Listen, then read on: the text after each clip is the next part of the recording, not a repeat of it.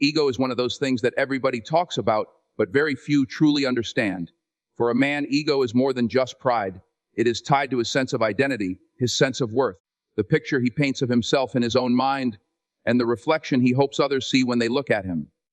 From a very young age, society tells a boy that he has to be strong, that he has to be the provider, the protector, the one who doesn't bend, doesn't break, doesn't cry.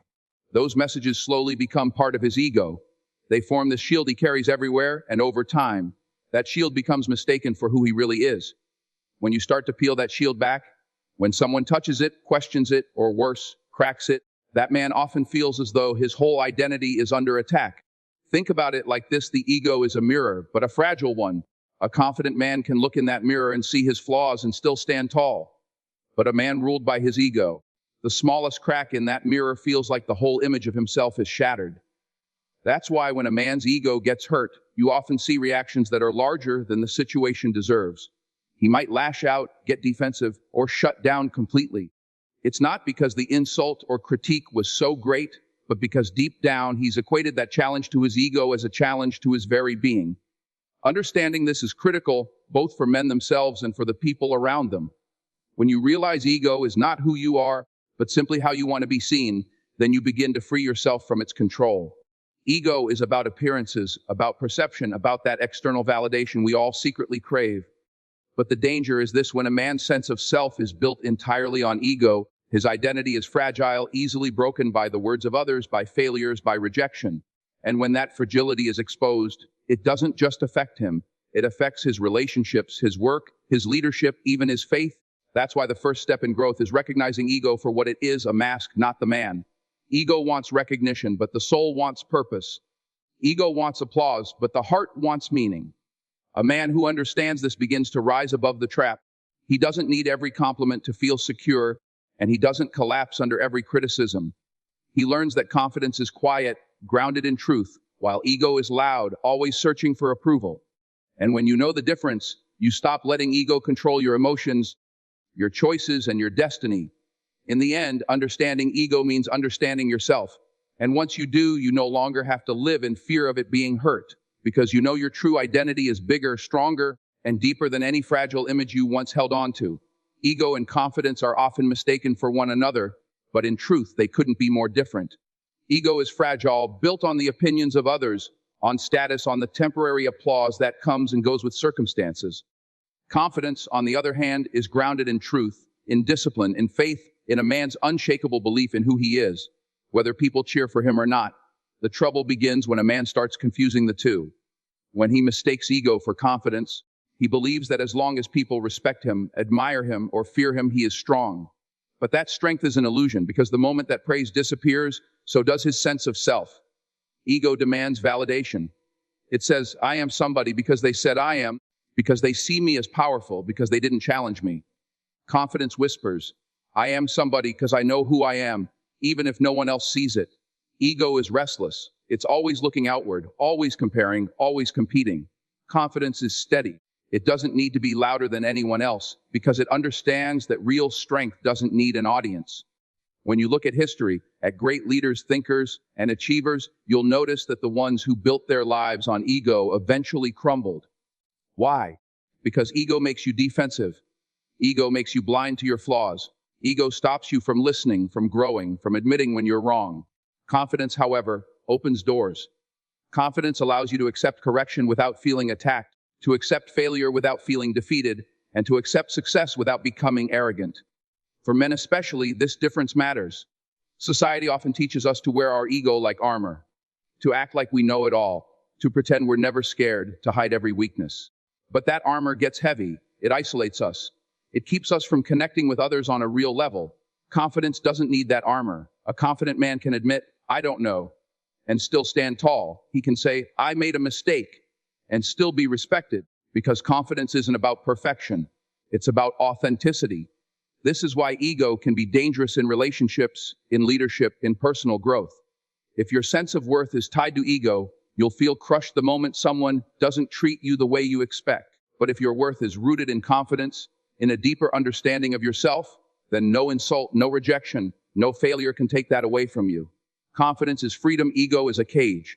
So the challenge for every man is this: learn to strip away ego and build confidence. Stop living for the applause, stop feeding off of recognition, and start cultivating that quiet, unshakable belief in who you are. Because at the end of the day, ego fades with the noise of the crowd, but confidence endures in the silence of your own soul. When a man's ego is wounded, it is rarely about the moment itself. It is about what that moment represents. A simple word of criticism, a challenge to his authority, a rejection of his effort, can feel like a personal attack on his worth. That is the danger of a wounded ego. It magnifies small events into heavy burdens, and instead of responding with reason, a man often reacts with emotion. This is why you see defensiveness, anger, even destruction when ego is bruised. The reaction is not always because the insult was great, but because the ego translates it as proof of weakness, proof of inadequacy, proof of failure. The danger lies not just in the feeling, but in what follows. A wounded ego can blind a man to truth. Instead of reflecting, he deflects. Instead of listening, he resists. Instead of admitting fault, he points fingers. He becomes consumed with the need to protect the image he's built, rather than facing the reality that could help him grow. And in this defensive stance, opportunities for learning and healing are lost. The very pain that could have shaped him becomes the pain that hardens him. We see it in relationships. A man whose ego is hurt might distance himself from the very person who cares for him, all because he cannot admit vulnerability. We see it in workplaces. A leader whose ego is wounded might shut down new ideas or silence criticism, not because the ideas lack value, but because they make him feel less in control. We see it even in friendships, where a small disagreement can escalate into lasting division, not because the bond was weak, but because pride refused to bend. The tragedy is that a wounded ego, if left unchecked, does not just harm the man, it harms everyone around him. His anger spreads, his bitterness poisons. His need to protect himself can create walls so high that no one else can reach him. And yet, the truth is, the wound of the ego is often a signal, not an ending. It is a mirror being held up, asking the man, why does this hurt so much? What am I afraid of losing? Who am I without the approval of others? If he dares to ask those questions, he begins to turn danger into opportunity. Growth comes when the wound becomes a teacher. A man who sees beyond his ego learns that rejection does not define him, that criticism does not destroy him, and that failure is not the opposite of success but a step toward it. The pain of a wounded ego can either trap a man in bitterness or free him into wisdom. The difference lies in whether he chooses to protect the mask or strengthen the man behind it. In the end, the danger of a wounded ego is not the pain itself, it is the refusal to face it. But the moment a man stops defending his pride and starts embracing his lessons, he transforms what could have been his downfall into the very foundation of his strength. Humility is often misunderstood as weakness, as if lowering yourself means you have lost your strength. But in truth, humility is the very thing that separates a man controlled by his ego from a man grounded in wisdom. When a man begins to grow through humility, he realizes that his worth is not attached to how loudly he speaks, how much power he commands, or how many people admire him. Instead, his worth comes from something deeper, his ability to serve, to learn to rise above pride, and to admit he doesn't have all the answers. A man who lives by ego is constantly seeking validation. He wants to be praised for what he knows, for what he's achieved, for how others see him. But that makes him fragile because the moment that validation disappears, so does his sense of identity. Humility changes that story. When a man embraces humility, he no longer depends on applause to feel secure. He can take criticism without crumbling. He can admit mistakes without feeling destroyed. He can celebrate others without feeling threatened. That is not weakness. That is strength. Humility is also the soil where growth takes root. Think about it: a man who believes he already knows everything will never learn. A man who believes he is always right will never improve. But a man who humbles himself and says, teach me, correct me, challenge me, becomes unstoppable. He takes the lessons of failure and turns them into wisdom. He takes the sting of correction and turns it into growth. His strength comes not from protecting his image, but from being open enough to grow beyond it. In relationships, humility is essential. Ego says, I must always win the argument. Humility says, the relationship matters more than my pride. Ego says, I can't admit I was wrong. Humility says, I care enough to take responsibility. When a man brings humility into his relationships, he builds trust instead of walls. He shows that love is not about control, but about connection. In leadership, humility transforms everything. People don't follow leaders who demand respect through ego. They follow leaders who earn respect through service. A humble leader doesn't see himself as above his team, but among them, guiding, supporting, and inspiring. And that humility is what gives him true authority, because people trust a leader who listens more than one who only commands. The truth is, humility doesn't take away from a man. It adds to him. It strips away the illusion of ego and reveals his real strength. It shows that his value doesn't rise and fall with applause or opinion, but with his character. And when a man learns to grow through humility, he discovers something powerful, that being vulnerable doesn't make him smaller, it makes him greater. Because in humility, he doesn't lose himself, he finds his true self. Respect is the glue that holds relationships together, and when it comes to a man's ego, respect can either build him up or break him down. Words, gestures, even tone can carry weight far heavier than most people realize. When a man feels disrespected, especially by someone close to him, it strikes deeper than the moment. It cuts into how he views himself. That is why in marriages, friendships, and families, careless words can leave wounds that linger long after the argument is over. It's not always the action itself, but the message behind it. You are less than who you believe you are. And for a man whose ego is fragile, that message can feel unbearable. But respect doesn't mean coddling or feeding ego. Respect is about recognition, recognizing that the person across from you has dignity, that their feelings matter, that their voice deserves to be heard. When a man is guided by respect, he doesn't demand it through fear or force. He earns it through consistency, through integrity, through the way he carries himself. And when respect flows both ways in a relationship, something powerful happens. The ego doesn't need to be defended because it is not under attack. The danger comes when respect is broken.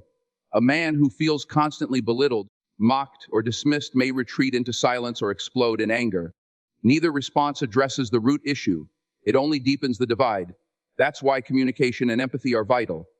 Instead of tearing down, healthy relationships build up, even in correction. Telling a man he is wrong doesn't have to wound his spirit. It can invite him to reflect, to improve, to grow. But it takes wisdom and patience to correct with respect instead of cutting with contempt.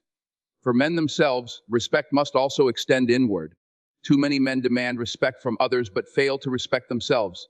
They ignore their health, their values, their principles, all for the sake of maintaining appearances. That is ego leading, not self-respect. When a man respects himself, he doesn't tolerate what diminishes him, and he doesn't need to prove his worth to everyone else. He stands in quiet strength, because his respect for himself becomes the foundation for every other relationship in his life. In the realm of family and marriage, respect is even more crucial. Love without respect is unstable. Affection can fade when trust is eroded and admiration is replaced by contempt. A man thrives in an environment where respect is present, not because his ego is stroked, but because his humanity is honored. And when he, in turn, respects his partner, his children, and his commitments, he creates an atmosphere where everyone feels safe to grow. So the lesson is this: hurting a man's ego through disrespect may silence him or make him defensive, but guiding him with respect allows him to evolve. Respect does not weaken truth. It strengthens it. It makes hard conversations possible without breaking bonds. And in the end, respect is not just about protecting feelings. It is about building a foundation strong enough to carry love, trust, and growth through every storm. Ego in leadership is one of the most dangerous traps a man can fall into. At first glance, it may look like confidence, but it isn't. An ego-driven leader wants the spotlight more than he wants results. He wants to be praised more than he wants progress. He builds decisions not on wisdom or service, but on protecting his image and maintaining control. And while that may look strong for a season, over time it corrodes trust, isolates teams, and destroys the very foundation of leadership. A man led by ego struggles to admit when he's wrong. He fears correction because it threatens his authority. Instead of surrounding himself with people who challenge him to grow, he surrounds himself with people who tell him only what he wants to hear. That creates an echo chamber, a leadership style where truth gets buried under pride. Mistakes grow larger, blind spots get ignored, and sooner or later, the weight of ego-driven choices comes crashing down. History has shown us again and again leaders who rise through ego may shine quickly, but they fall even quicker. True leadership, however, is rooted in service, not self. A leader guided by humility doesn't see himself as above the people he leads, but among them. He listens. He admits when he doesn't know the answer. He is willing to share credit when things go well and shoulder responsibility when things go wrong. That kind of leader earns respect that no title or position can guarantee. People will follow an ego out of fear, but they will follow humility out of loyalty. And loyalty lasts longer than fear ever will. Ego-driven leadership is also dangerous because it stifles growth in others. A leader who cannot put aside his pride will often silence new ideas, fearing they will overshadow him. But a leader who removes his ego allows others to shine, and in doing so, multiplies the strength of his team. When people feel seen, valued, and respected, they give their best. They are not afraid to speak, to create, to innovate.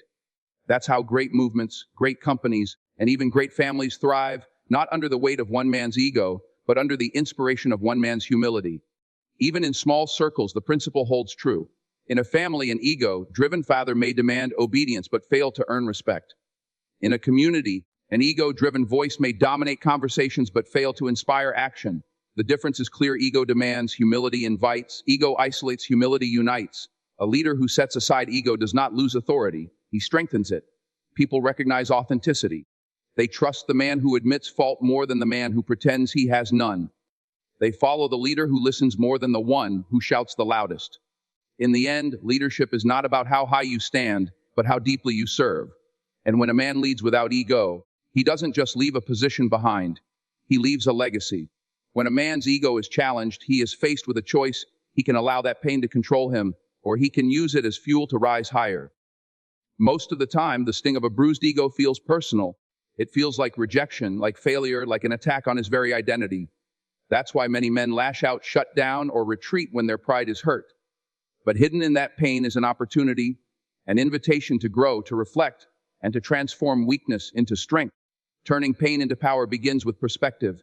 Pain by itself doesn't build anything, it only breaks. But when pain is understood, when it is processed, it becomes a teacher. A man who takes a hard look at why his ego hurts often discovers truths he would never face otherwise. Maybe the criticism cut so deep because he tied his worth to being seen as perfect. Maybe rejection hit so hard because he placed his identity in being accepted by others. In those moments, pain is like a mirror. It shows him what he clings to and what he fears losing. If he's willing to face that reflection, the wound becomes wisdom. Growth requires humility, but it also requires courage. It takes courage for a man to admit that his anger was not about the insult, but about his insecurity. It takes courage to admit that the failure wasn't just bad luck, but a gap in preparation or discipline. That kind of honesty hurts, but it transforms.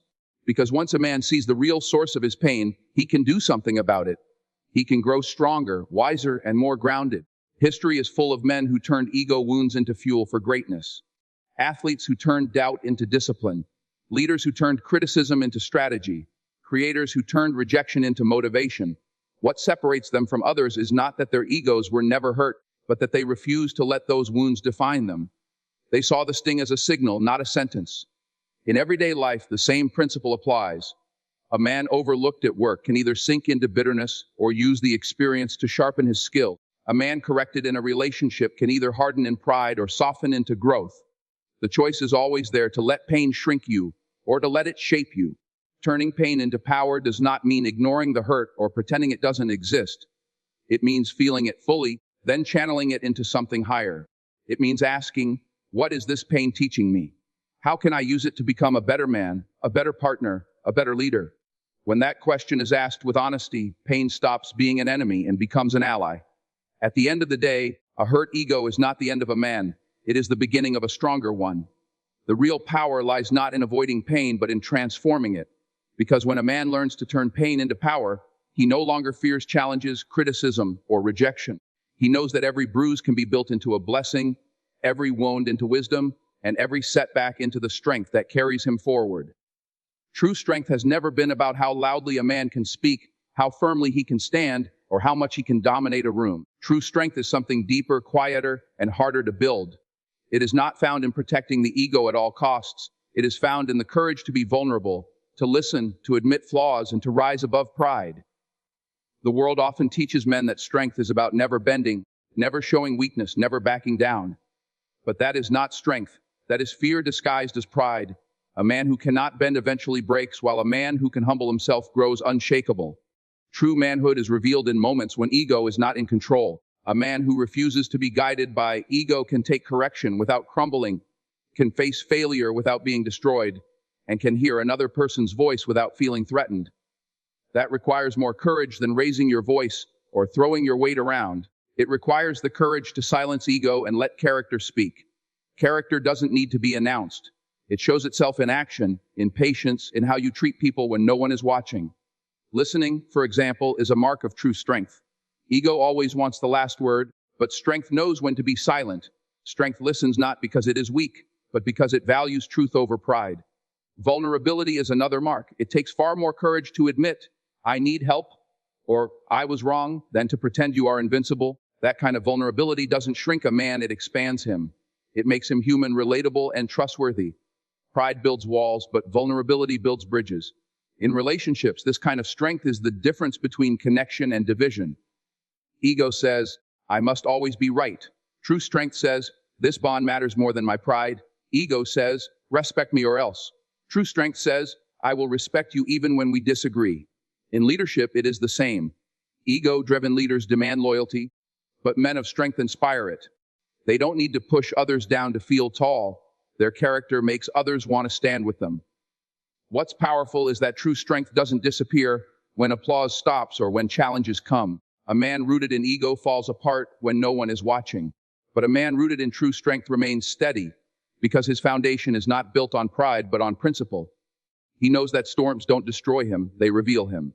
And when the storm passes, the man who led with humility, patience, and character is still standing.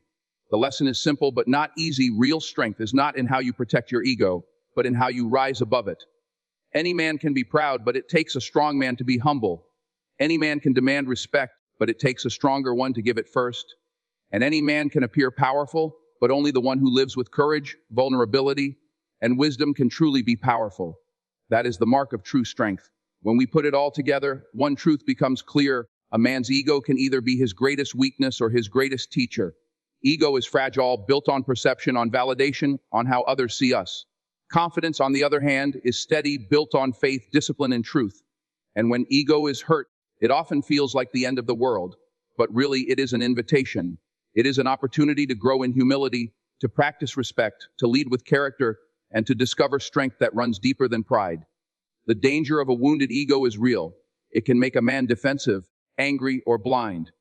But that same wound, if faced with honesty, can become the very place where wisdom is born. Humility takes what ego hides and turns it into strength. Respect keeps relationships alive when pride would destroy them. Leadership without ego inspires trust where control would only breed fear. And when pain comes, and it will, turning that pain into power transforms weakness into maturity and rejection into resilience. At the heart of it all, true strength is not found in protecting ego, but in rising above it. It is not in never bending, but in learning when to bow, when to listen, when to be vulnerable, when to admit fault. That is what makes a man not just strong in appearance, but strong in spirit. Because pride shouts, but real strength endures in silence. Pride demands respect, but true strength earns it.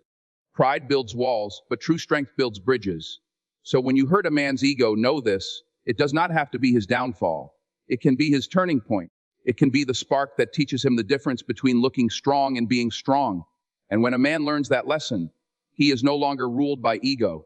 He is guided by wisdom, grounded in humility, strengthened by respect, and defined by character. That is the man who can withstand failure. That is the man who can lead with vision. That is the man who can love without fear. And that is the man who leaves not just an impression, but a legacy.